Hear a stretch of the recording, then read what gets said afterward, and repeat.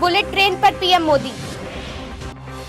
मध्य प्रदेश में नोटबंदी की वजह से किराने की दुकान पर लूट। अमेरिका में नए राष्ट्रपति डोनाल्ड ट्रंप के खिलाफ लगे नारे। जम्मू कश्मीर कैराना सेक्टर में हुआ सीजफायर उल्लंघन, 1 जवान शहीद। पैसा नहीं मिलने से लोगों में बेचैनी, बढ़ रहा है गुस्सा। रोहित शर्मा की सर्जरी हुई सफल, जल्द मिलेगी छुट्टी। राहुल द्रविड़ बने दृष्टिहीन T20 विश्व कप के ब्रांड एम्बेसडर। बाहुबली के प्रोड्यूसर्स के घर IT का छापा। नोट बैन से प्रॉपर्टी होगी सस्ती, रियल एस्टेट सेक्टर को नुकसान। सेंसेक्स ने दर्ज की 699 अंकों की गिरावट।